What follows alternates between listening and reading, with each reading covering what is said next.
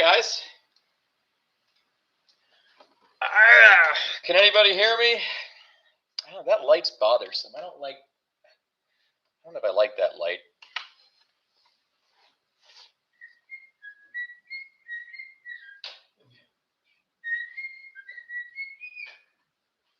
How's this? Is this better? Alex, you think this is better? That's okay. Yes. Okay, we got sound. Fantastic. Hello, Em. How you doing?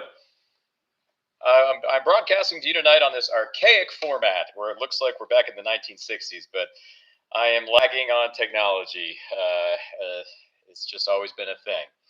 Anyway, next time, or if we freeze up again this time, I might try to get the other camera working. But yeah, so I figured I'd just do a few. I'm doing good. I just had a nice little day of productivity, and now I get to do the things I really want to do. So, get a late work on the channel a bit, iron out and kind of plan tomorrow's live stream because I got to charge these things and stress test some devices. I don't know if you noticed, but the last few live streams, my audio is not working, and it's kind of frustrating because I test it before I go out, and it's fine. And then when I get to the street, all of a sudden it doesn't work. So it's kind of annoying. So I'm going to flesh that out tonight. But yeah, so I figured I'd make these little live streams to iron out the whole B12 thing. Em, where are you at with the whole B12 thing right now?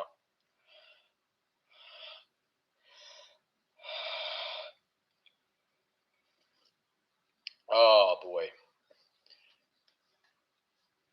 Do you want more or are you good? Alex, you good? Yes. Okay. You want to say hi to my friends on camera? Hi. Oh, okay. Well, you get the audible version.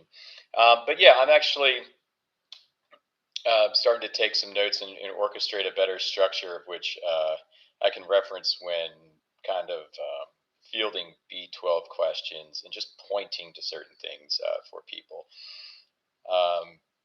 There's all the information out there right now is in the other camp.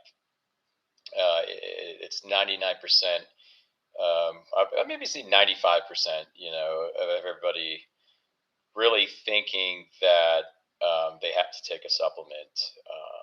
So, okay, cool. I'm conflicted. I never taken a supplement of it, and you make some great points. You've never taken a supplement of it? That's amazing. That's amazing. I really wish I could go back in time and not put all of that into my vessel.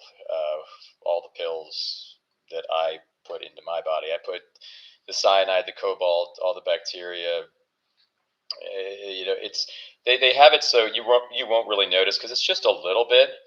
But on a net basis, an intra-anatomical basis, one can never know what kind of effects it's wreaking, especially putting that kind of stuff in your body. But that's so cool. So you've never taken it. That's really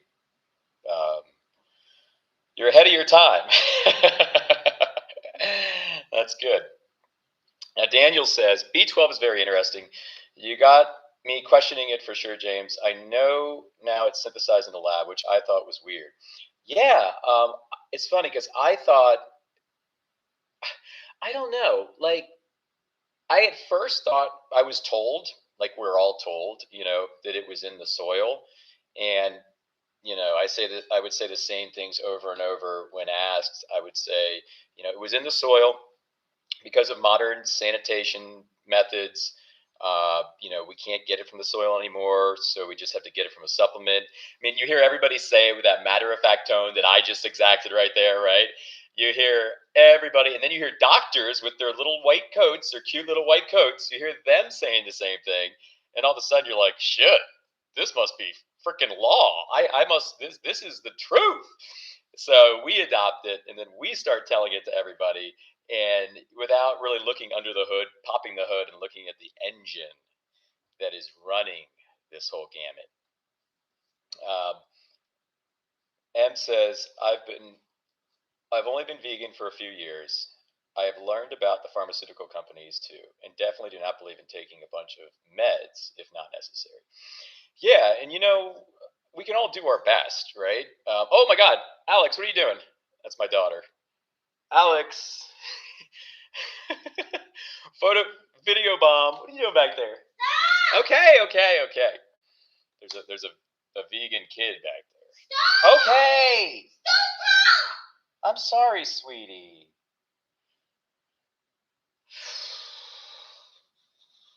Um, I'm not talking, honey. I'm sorry. Okay. But yeah, I mean, there might be certain meds that we have to take. There might be certain things that we have to take. We can just do our best.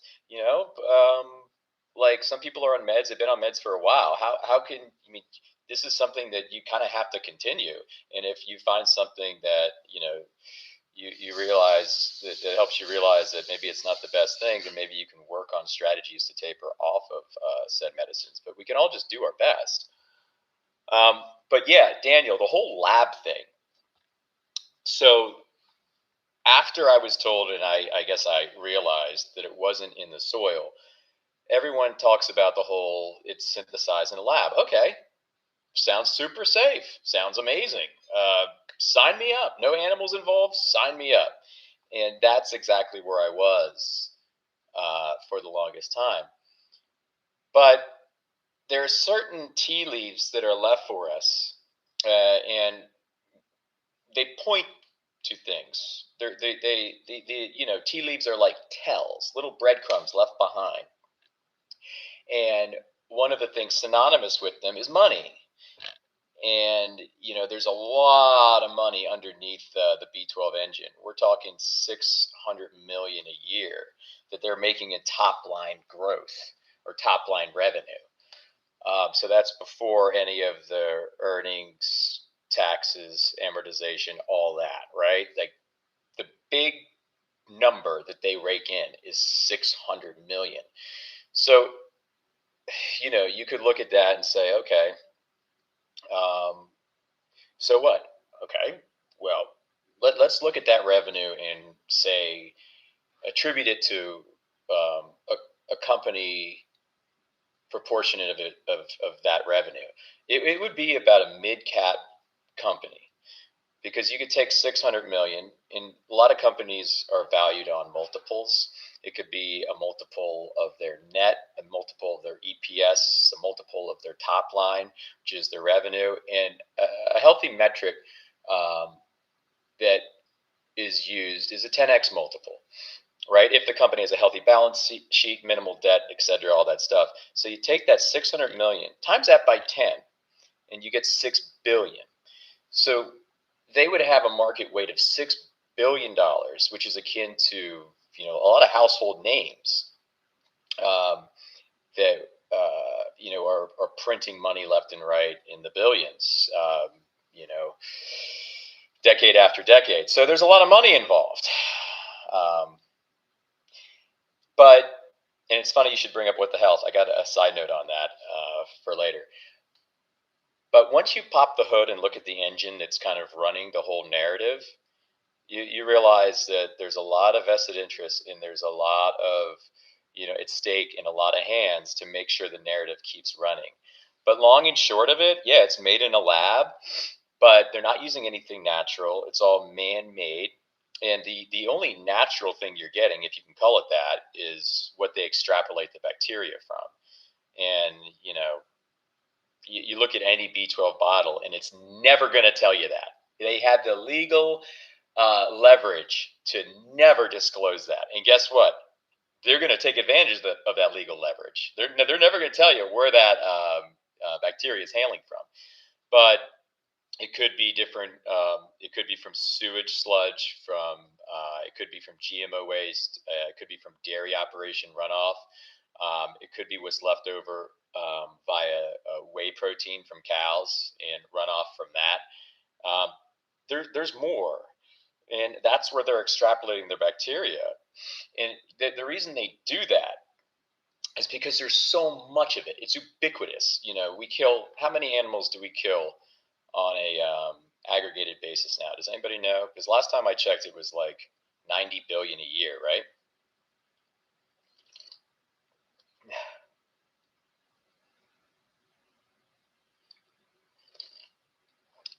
Yes, I think it's around 90 billion a year. But they have all this leftover stuff, all this that is not monetized, taken advantage of, etc. But it can be, right? It's material, it's physical material. So they take, what they can, and they had big light bulb moments back in the, I guess it's this whole gamut started in the 40s, and big light bulb moments from then up until now that pointed them to and prompted them to use sewage runoff, dairy runoff, GMO waste, all that stuff, because it's material, it's there, and they can just take something from it and then say, yes, look what we got. We got this bacteria that has microorganisms. And then on top of that, they'll take man made cobalt that they make in the lab, which is not good for you. It's just a net negative for your body. They give you cyanide from the lab, and then there's other things too that go into it. And so basically the mystery bacteria is in the middle, and then it's bookended with this cobalt and cyanide, right? And then it's printed by the millions, sold, and they're making millions. People are just consuming, consuming, and consuming. And little do we know it, as vegans, we're paying homage to big dairy and animal ag operations, because they're benefiting from this because of the dairy runoff, GMO waste, sewage sludge, animal ag kind of derivatives.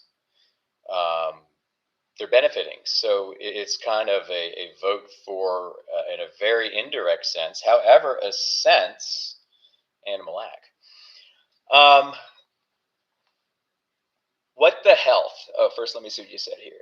Gosh, at the beginning of my vegan journey, I started out digging into health, and then I stopped all my meds. I've never felt better. People rely on them so much.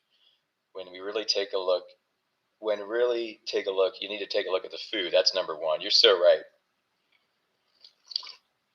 You're so right. Um, yes.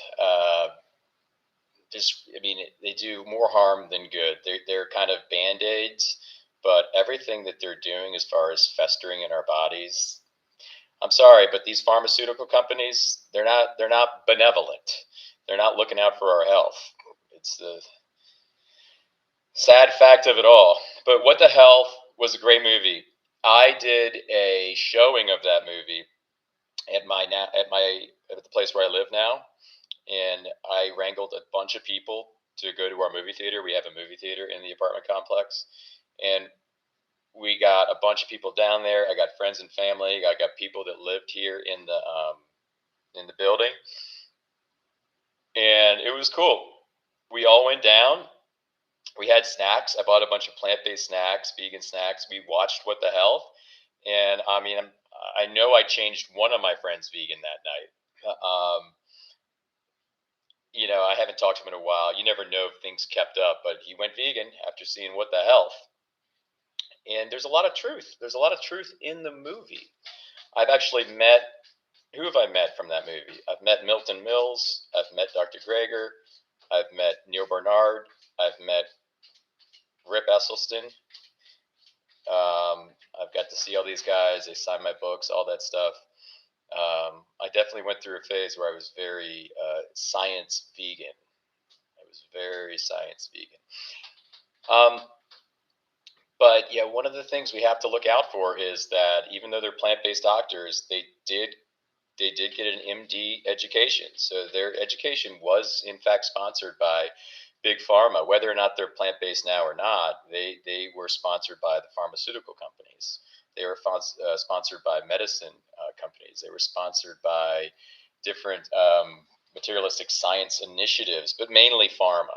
Pharma is, oof, they're they're putting money out left and right to make sure everything's assembled and certain narratives are in place. And you know, plant-based doctors, they'll lead you down the right path as far as the fruits, the vegetables. Don't eat meat, don't eat dairy, don't eat eggs. But a lot of them still advocate for vaccines. a lot of them advocate for medicines, and almost all of them advocate for B12. And it's kind of a tell that you can't just, you got to take the best but drop the rest. I think I heard that one time. You take the best, you drop the rest.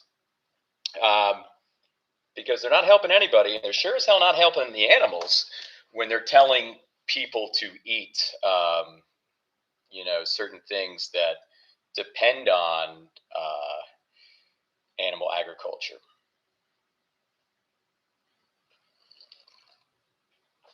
Oh yeah, for sure. The food pyramid was an advertising campaign by Animal Ag, 100%. It's been so just messed up over the years. I think the most recent one's a little more sound. I know Neil Barnard from the PCRM, he got in there and had a big part to do with changing that from, instead of it saying meat, it'll say protein now. And it may say dairy, but I think it also caveats it can be plant-based milk as well. But Neil Barnard's, I mean, he works hard in getting into the legal system to change things. I just wish he was more forward thinking on B12. And, part of me thinks that they are, but they have like this kind of something over their heads that tells them, stay in line. Don't do anything, because they're making money. They're making money. Last time I checked, Dr. Greger was worth a lot of money. Net worth exceeded 10 million, from what I understand. You can't say he doesn't want to see that, continue coming. But the long and short of it, anyway, let me get back to it. Does anybody have a question for me that I can field about B12 that would maybe iron out some confusion? I'm not the professional on it, but I have read its history. Now I've read its history a few times. I'm pretty keen on it, and I understand the financial engine underneath it. And I'm also pretty keen on its genesis, how it began with pernicious anemia. So if anybody has a question, let me know, because that's why I wanted to do this whole thing.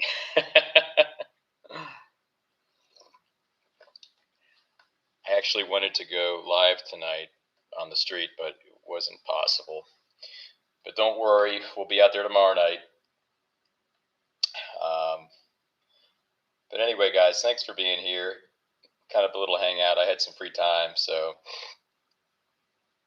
pernicious anemia. Yeah, pernicious anemia was kind of the primary to this whole B12 thing, Daniel. It was a big thing in the 1800s, early 1900s, and people were dying because of this pernicious anemia. And if you read the book, The Enigma of B12, you can learn a lot about pernicious anemia, and also how murky and cloudy its diagnosis was, and also how rare it is. It was a very rare thing, and all the people involved that initially came up with it, that were diagnosing it, that were speaking on it at events, they all are fucking crazy. Some of these guys, they're just nuts. I think one of them, I'm not 100%, but they all died in the weirdest ways. They were just weird characters, and they really got steeped into the bowels of materialistic science, and the just spiral of kind of going back and forth, and just making things up, fabricating things, all for their own benefit. But there was a lot of that in the kind of realization and the coming of pernicious anemia. But B12 was said to be the first real cure or remedy for pernicious anemia. And even to this day, certain plant-based doctors will say you're gonna have B12 deficiency. You're gonna have pernicious anemia if you don't take B12.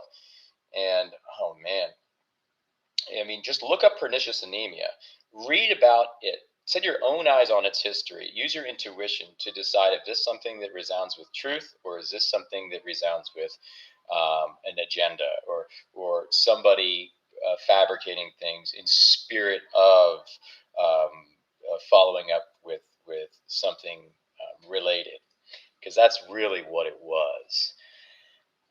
Very, very bizarre um, disease, and nobody has it right now. There might be a few outlier cases, but it's not really something that's a thing.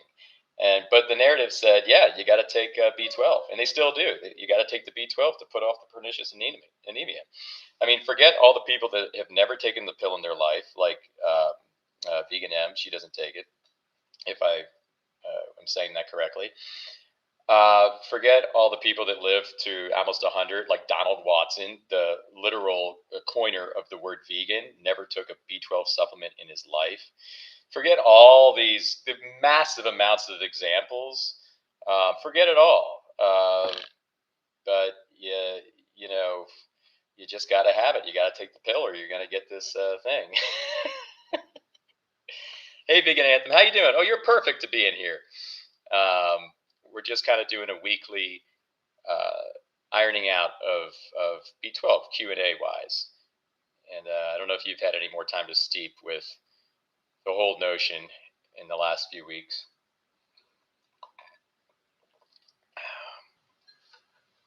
But they say that taking the pill will start bringing back red blood cells, and it doesn't. I mean, you can.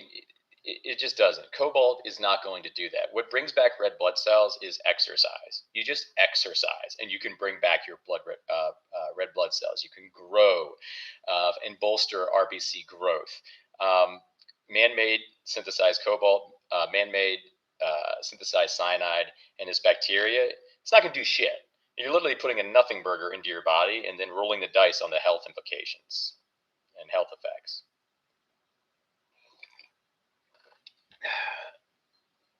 But yeah, guys, thanks for being here. I'll probably go for, I don't know. I mean, who has some real concerns, some real roadblocks that are keeping them from seeing this whole B12 thing? You might be saying to yourself, "Oh, well, what's the difference? If people take it, they don't take it, whatever. We're leaving the animals alone." There is a difference, and if we're truthful, realized, compassionate vegans, we will clearly see that difference. Because when we buy a B12 supplement, like I still got mine over there. You know, when we buy it, I was thinking of bringing it over here and showing you the back. That we're voting for the system underlying, and when we know better, we don't have to do that. We don't have to go to the ballot box and place a vote for that system. Like I don't believe in the pharmaceutical industry. I just don't. Oh dear, did he make a video? Vegan Anthem? Or was he responding to mine? Because I saw the one where he responded to mine. Big eye roll. Nagra seems like a nice guy, but he's completely absorbed by the whole pharma animal ag complex. Like he's got blinders on, and this man will just lead you right off a cliff. He's cute though. He's harmless. He's harmless, but he's cute with his little rantings. He went off on one of my videos, and where I was telling people to stop the behavior, and he ended up making a video on my video. He responded to you. Yes, of course I saw that. I mean, how much? I mean, it's all up to the viewer how much weight you want to give someone like that. Do you trust a plant-based doctor who I've probably been vegan longer than? I've definitely been an activist longer than him. I've made it my MO to do research that's unadulterated, unsponsored, non-material, so to speak. More so, just looking at history. Things that happen, reading tea leaves, stuff like that? Or do you want to, take information from someone that had their whole education sponsored by pharma, that has an interest in keeping the B12 narrative going, that has an ego, and even if he did realize he was wrong, he would not admit it just because of that inertia? So you just have to just look to your own intuition. You decide who you want to follow. Vegan doctors are not ethical vegans by any means. I mean, actions speak louder than words. If you're telling people to take B12, you're not an ethical vegan. I'm sorry, you're not. And they're in a position where they have so much responsibility. So I'll even say that whether they know it or not. Like certain vegans that we might know and our friends, yeah, they might tell people to take B12, but they're not as culpable because they're not in that position of influence. Like these doctors have a lot of responsibility. They have a platform, and they're being extremely irresponsible in spreading this information that. They're saying is dangerous information. It's upside down. The whole thing's upside down. But I like a lot of other stuff that Nagra has said. I watched him debate Anthony Chaffee, and honestly, I don't think anybody won that debate. I don't know if anybody saw that debate, but both parties were wielding around materialistic science the whole time. It was just this battle of nothing until everything just fizzled into nothing. I think a lot of people would agree with me with that. So yeah, I have seen the video of Vegan Anthem, but Vegan Anthem, you have to understand that it doesn't exist in the soil, and it never has. Vegan Anthem says he pointed to the evidence of relieved symptoms after taking B12 as the best case against it. Would love to get that in pictures along with proof of the cross-examination. So no, it's not in the soil. That's the thing. It's not in the soil, Vegan Anthem. It never was. So there's no B12 that has ever existed in the soil. Now let me build on that. So what Merck will have you think, and what is probably why you think this, is because one of the inspirations for Merck's supplement was cyanobacteria. I don't know if you know what that is, but it hails from the soil, and it hails from root noduled soil, the certain type that I'm referring to. So they saw this and extrapolated this cyanobacteria from the root noduled soil. They looked at it under a microscope, and they said, this is probably what B12 is. This is the closest thing to our vitamin B12, this cyanobacteria from the soil. And then they had the audacity to take the cyano and put it on the preface of the cobalamin. So there's two types of B12 essentially. There's another kind too, but it's methylcobalamin, cyanocobalamin. So they saw the cyano and they said, well, this is basically what ours is. So let's take that preface, put it on this cyano, put it on front of cobalamin, and that'll be the other one. However, we're going to uptick the cyanide a bit with this one. People will think we're referring to the soil, not the cyanide with the cyano preface. This is what happened. This is how they architected it. So it's plagiarizing. They literally plagiarized. It took the cyano prefix and put it on front of their vitamin to sleight of hand unsuspecting buyers and partakers of. It was never in the soil. Hi, hashtag, how's it going? B12 requires cobalt to thrive. The cyanide was added by the labs to preserve the B12, but the common B12 vitamin does not use. Yes, it does. Even methylcobalamin has not trace amounts, has material amounts of cyanide, and they do not have to disclose that on the bottle. Legally, they do not have to disclose that. So cyanocobalamin and methylcobalamin, they both have cyanide. So you're putting cyanide into your body when you take both of them. He pointed to the evidence of relief symptoms after taking B12 as the best case against it. Okay, this is the idiocy that I'm talking about. This is the idiocy I'm talking about. Like, how can he not? How can I can't, guys. I can't. How can he not notice that there is something called a placebo effect when there's 99% of people that are telling you this one thing, compounded with people in little white coats like Mr. Nagra, compounded with all the materialistic science? Of course you're going to feel better. Of course you're going to feel better. And even if you test low on B12 and then you take the supplement, you're also going to, you probably will feel better via the placebo, but the tests will come back optimal once you start taking your B12. Guess why? So when they test for B12, they're testing for synthetic B12. So the companies that sell the supplements also build out the tests. How fucked up is that? So the companies that sell the supplements, they build out the tests. Think about that. Think about the gamut that will ensue with this kind of mischief at work. So of course you're going to test high in it because they're testing against a synthetic. They're not testing against anything from the soil. Remember, it doesn't come from the soil. They're not testing from anything else. They're testing against the synthetic that has the signature cobalt cyanide Mr. Bacteria in the middle. So yeah, so you get those two factors, and then you realize it's all a lie. No, there's no symptoms of nerve damage in DNA. This hasn't happened to anybody. There's nothing. There's no material proof of it. In fact, if you actually read the book, you'll find out some really interesting things on the nerve damage in the DNA from early tests they did with healthy vegans. Nothing ever materialized. They never found lesions. They never found any kind of DNA damage in the 1950s. Never found any of it. They just speculated, and then all of a sudden, people believed it. You know. All right. Hashtag says. Hopefully that helped a bit. Vegan Anthem. Hashtag says I've not long joined the live, so sorry if you've already said. Can you advise about the literature on what you are saying? Let me try this again. I've not long joined the live, so sorry if you already said it. Can you advise about the literature on what you are saying is the B12 myth, please? Yes. So all the work has already been done for you. There's a book called The Enigma of B12, written by Anthea V.A.'s. Just get it. It's worth it. Just buy it. I'll tell you that right now. It's worth me just saying buy it.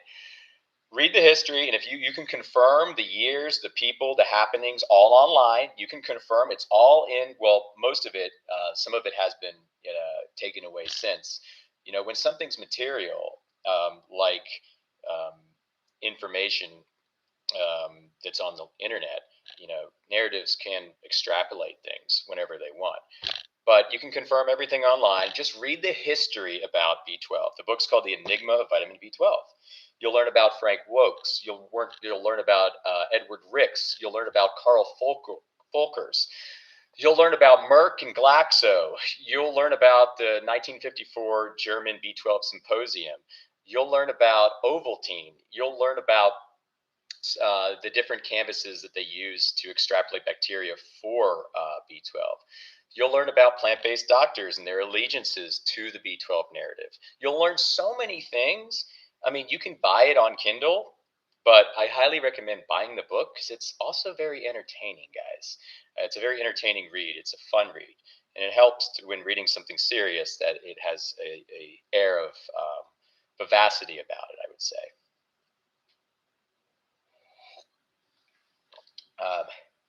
Yeah, check it out for sure. Vegan Anthem, I just don't think there's any reaching you. I mean, you have to think you're vegan, right? Why are you vegan? Are you vegan for the animals? Serious question.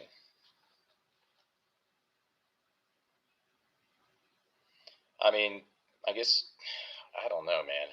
I'm hoping there's hope for you. But if we're vegan for the animals, it's time to question certain narratives like this. You can't really be vegan for the animals when you're supporting pharma operations. I'm sorry, it's just not a thing. You're plant-based, maybe. So maybe Vegan Anthem, you're plant-based. I don't know if you're vegan. And it's a pretty, I at least think it's a very sacred word. But hopefully you'll get there, buddy. Does anybody else have any good questions for me while I'm here? Definitely read the history. Definitely see the financial engine that runs underneath the whole thing. And that's really all you got to see is the financial engine that runs underneath the whole thing. I mean, that should be a big, big pointer. There's nothing noble about money in excess amounts of, guys. You know, one of the best quotes comes from the Bible, and it can lead you to that pointer, to those tea leaves. And I think it's in First Timothy, where it says, "For the love of money is the root of all kinds of evil." And that's exactly what this is. And that's your tea leaf right there. This is your tea leaf. I mean, just understand that underneath this whole B12 engine is a very potent lust for money, control, and power.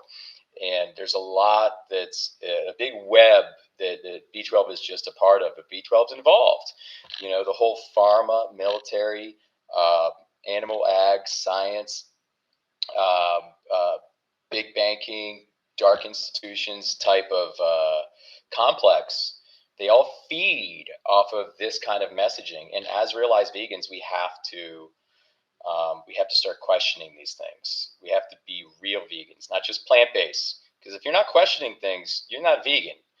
We're vegan for truth. We're vegan for the animals. Hey, are you okay over there? Are you good? All right. Well, Gigliardo first. How you doing? Nice to see you. Yeah, so how do we test whether the B12 theory is true? So what I would posture is B12 needs to be proved first. Now, industry proved it back in the 1940s. Now, I don't want to hear any of this shit about, no, it was discovered, it was an altruistic scientific discovery. Guys, it wasn't. Industry proved it back in 1948. So I want to see it proved in 2025. And guess what the chances of that happening are?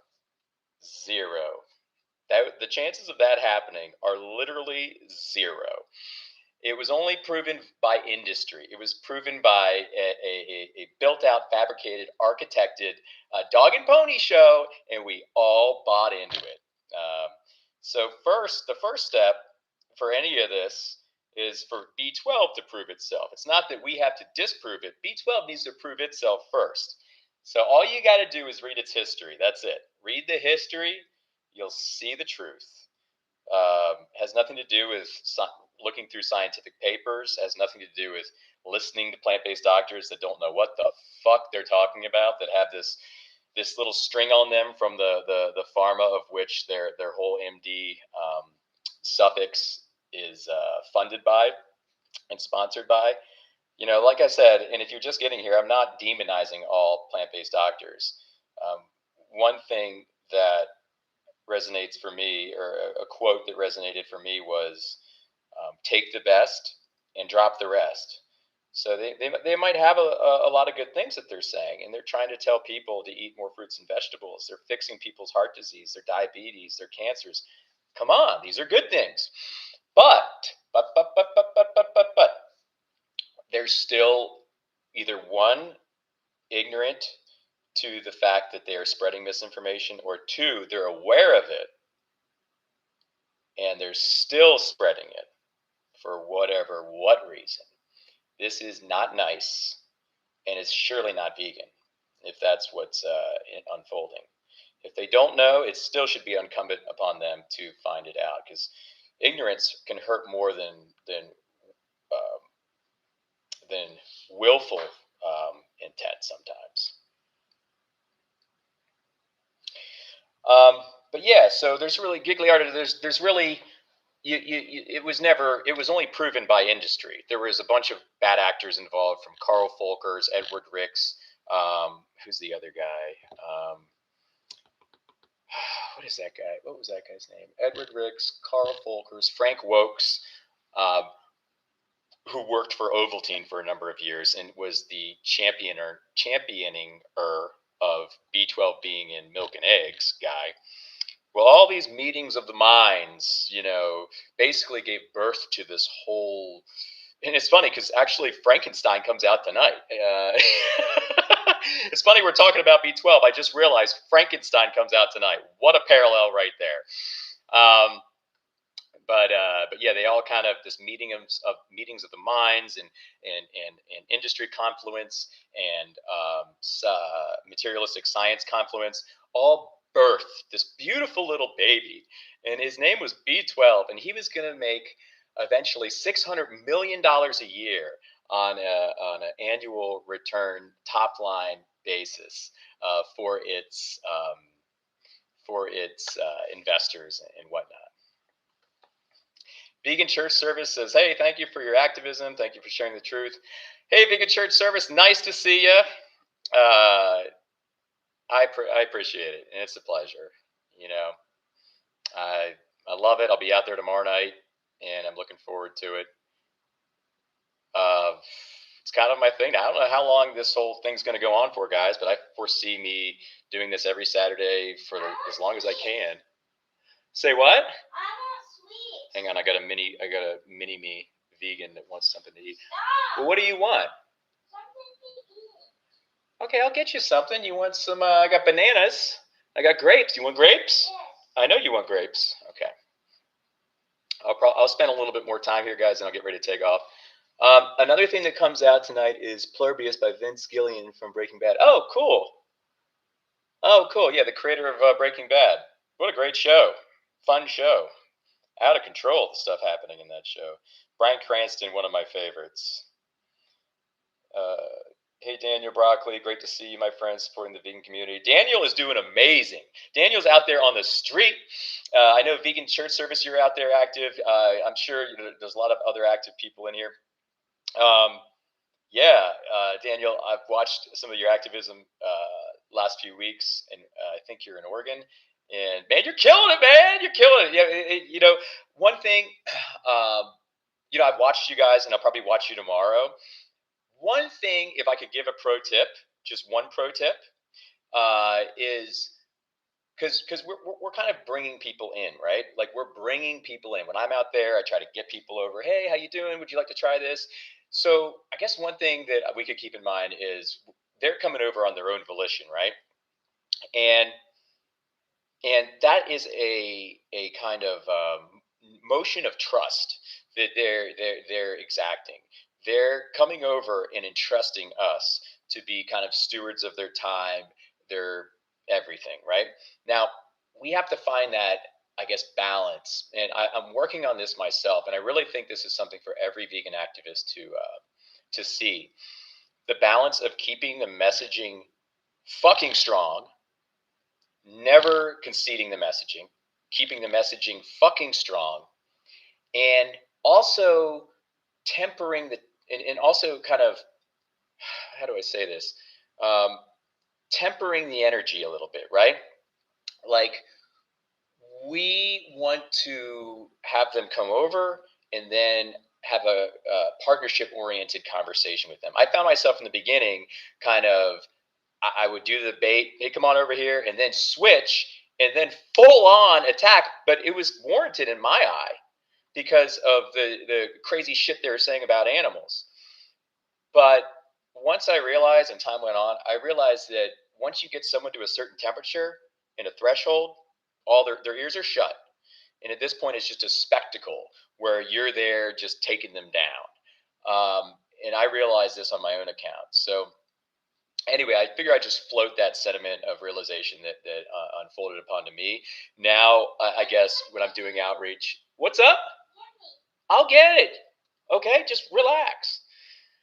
That I'll make sure that I'm also having a partnership oriented conversation with them, and compassion kind of eclipses everything, because these people, Daniel and everybody else here, they're fucking wounded to a degree, and they don't even know it. They don't even know that they're following these narratives and they're going right off a cliff. Basically they're being led right off a cliff. And they think they're doing the right things, and they think they are good people. Just like, we all like to think we're good people, but we're not going to really do anything in our window of time when we're there with them. I think, and what I've realized is that planting seeds takes the precipice here. Because I mean, the whole fact that we're out there and we're talking about veganism and we're in public, that's a win. We're winning right off the bat there. We're getting some voice, some sound bites out for the animals, and it's undeniable when you're right there. And it's known that you're talking about veganism in front of a bunch of people. But anyway, I just figured I'd float that sentiment out to make it more of a partnership, because I myself am working on that too, than a debate. Even if someone starts throwing down the gauntlet with intense, naive, ignorant, stupid shit that we know they love to say. But once again, the fucking narratives, they fucking got us, everybody. Anyway. Oh, okay. Oh, got you. Well, I hope you feel better, Daniel. For sure, man. Rest, tea, fruits and veggies. Oh no, Nathaniel's in here. What are you doing in here? Get out of here! No, just kidding. Just everyone's welcome. Nathaniel, nice to see you. Um, exactly, exactly. They're manipulated, Daniel. They're manipulated, exactly. And that's why we're speaking up, because we're there to share information with them, to point them to truths, so they can eventually make a decision on their own, and have that empowered kind of dynamic unfold. But they're manipulated, right? That's what in Me Too. It was like he said, it hurts me not to speak up. Yeah, Me Too. That's what, when I first started doing activism. Before that, I just I was bottling everything up. Like, I can't say anything. I have no platform. All these things are happening on my watch. These people are tricked, and they're going around tricking others. And their parents are telling them misinformation. Their own doctors, priests, everybody's saying the same shit, and it just makes you angry. It makes you angry. I totally get that. Vegan church services, you're absolutely correct. We need to be ambassadors and show complete compassion and love and kindness. That same thing that happened in our heart when we first went vegan. You're so right. Truth, so right. You know,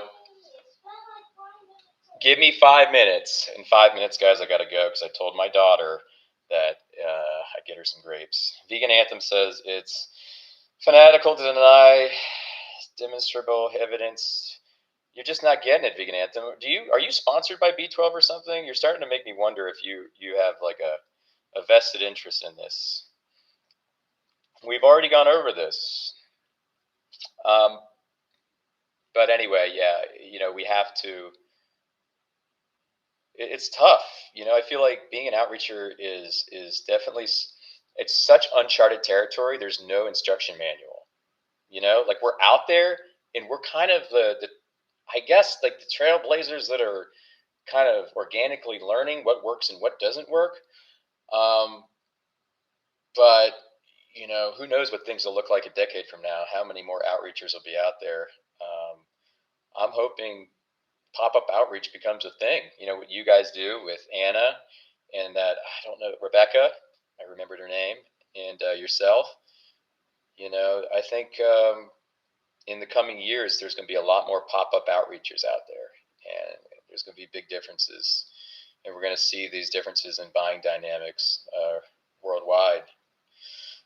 And it's going to be beautiful for the animals, for the earth, for people's consciousness. Because another thing, whether or not we know it or not, we are trying to evolve people's consciousness too. Because when you're vegan, truly vegan, you just have an evolved consciousness. You start seeing other things that have kind of been masked from you. Um, Tell people to leave a comment, like, and share, and subscribe, and how this is included in activism. Yeah. So yeah, before I go, we'll take Vegan Church Services. We'll heed his advice here. Everybody, leave a comment if you can. Like, share, subscribe. We're talking about B12 today in this one, but we've talked a little bit about vegan activism. And as a vegan, it's great when we're active too, because we can amplify the voices of the animals and amplify their plight. It's a beautiful thing. And yeah, guys, thanks for being here. Does anybody have anything else? Any other questions for me? I did about 50 minutes. That's pretty good. But okay, a few things. I'll be out there tomorrow night, of course. I'm going to do a project live stream with Mel and Steve. If anybody else is interested, hey, Evil Steven, how you doing? If anybody else is interested, go to Mel and Steve's Instagram and message them, and they'll get you involved with Project Livestream. That I think it's November 21st. I will be scouting slaughterhouses this week to look for a good one for me to pop up in front of and be a troll and just give them hell. Hopefully while I'm out there and while staying safe. This is of most importance, is staying safe, everybody, when doing anything like this. Oh, B13. Okay. They could have named it B13, Gigliardo. It's funny. But I guess they went with B12 because it was the next up. They actually, Edward Ricks, he named B10 and B11 like a minimal amount of time before B12 was actually named. And Rick's had a conversation with Carl Folkers, and Folkers was like, "What do I call this thing? This anti-pernicious anemia factor?" And Rick's took stock of the whole potential vitamin narrative, and he took stock of the potential money to be made, and he came up with on the spot B12. Name it B12. It makes people think it's a vitamin. They need it. And it's next up in line with these vitamins. Now, B10 and B11 have kind of since dissolved into the backdrop, but that's how B12 was named. B13, who knows? That might be something soon too. Who knows? Let's just try to prevent this from happening again, where we all just flock on board. So, Vegan Church Services would love to have you join the service. Listen and leave some comments. Let's speak openly from my hearts. Yeah, cool. I gotta make sure I'm sub to you, Vegan Church Service. I'll definitely check it out, and I'll keep on the beat for that. Okay. But yeah, so I got tomorrow night. We got November 21st coming up. Me and Will Tuttle talk again on Tuesday live, and we will be talking about materialistic science. We will be talking about herderism, big banking, and stuff like that. So this should be really interesting. So if you guys want to see an awesome live stream, come at 2 p.m. on Tuesday, where I'll have Tuttle back again for our 6th interview. Yeah, it should be a lot of fun. Anyway, that's all I can think of. But I'll start doing these once a week, just little B12 Q and A's. Plus, we can all hang out, and foster camaraderie. Anyway, I'll catch you guys next time. I gotta make somebody some grapes. You want grapes? Yes. How many? A lot. A lot. Heard that. Okay, I gotta go steward I gotta go put together a lot of grapes now for my mini me. All right, guys, have a great one. Love y'all. Alex, you want to say bye? No. Please? No. Just say bye, No. vegans. I said no. Say it with solidarity, Alex. You're a vegan too. Say bye, my vegan friends. Stop! Okay, that's, I guess, not going to happen, guys. All right, guys. Catch you later.